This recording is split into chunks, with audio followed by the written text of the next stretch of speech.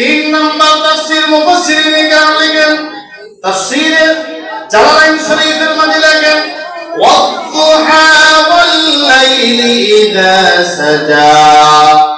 দুহার তাফসীর, দুহা থেকে দিন উদ্দেশ্য আর লাইল থেকে রাত উদ্দেশ্য। এজন্য আল্লাহ পাক রব্বুল আলামিন বলেন দিনের কসম।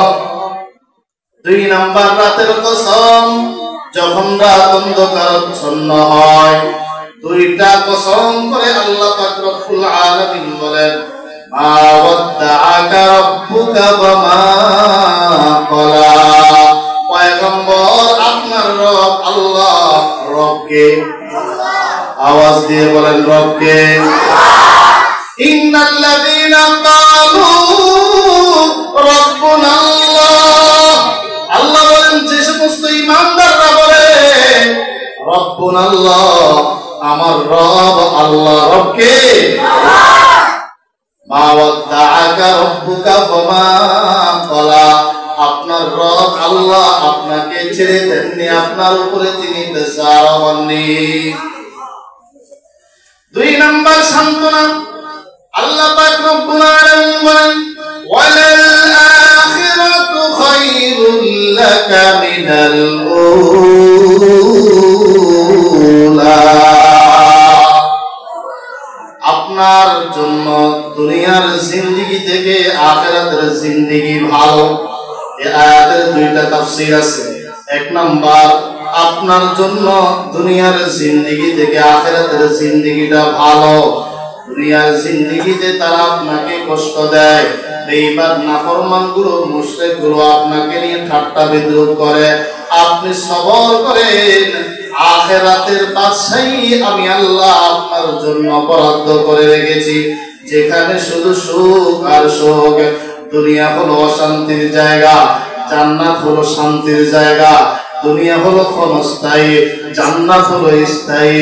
কোন মানুষ যদি একবার জান্নাতে ঢুকে জীবনেও আর জান্নাত থেকে বের হওয়ার প্রয়োজন হবে না, ঠিক কিনা? দুই নম্বর তাফসীর মুফাসসিরিন কেরাম লিখেন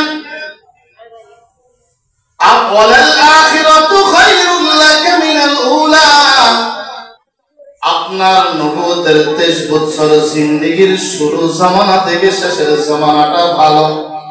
আপনি একাই কালিমার দাওয়াত দিলেন, আবু জাহেল বিরোধিতা করেছে, আবু লাহাব উতবা সাইবা বিরোধিতা করেছে, একাই আপনি কালিমার দাওয়াত দিলেন। আল্লাহু আকবার, আল্লাহু আকবার।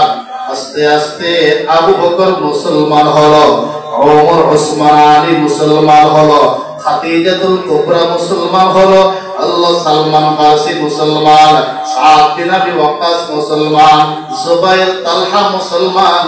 আল্লাহু আকবার, আল্লাহু আকবার।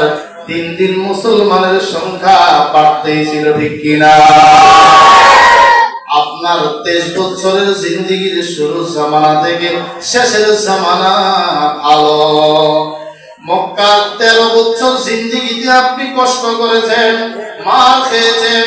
আপনি বাইতুল্লাহ নামাজ পড়ার জন্য যখন বের হন, আবু লাহাবের বিবি পথের মধ্যে কাটা বিছায় দিত, ঠিক না ঠিক?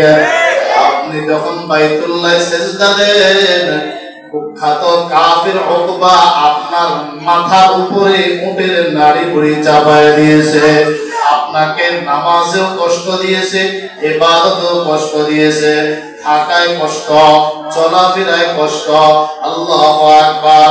মক্কার মানুষগুলো আপনাকে কদমে কদমে কষ্ট দিল। আপনি যখন হিজরত করে মদিনায় গেলেন, আল্লাহু আকবার, এখন ওই মদিনার মানুষগুলো, যুবকগুলো, আল্লাহু আকবার, ছন্দে ছন্দে আপনাকে স্বাগতম জানায়া রিসিভ করেছে, স্বাগতম জানিয়েছে। জোরে কোন ঠিক কিনা?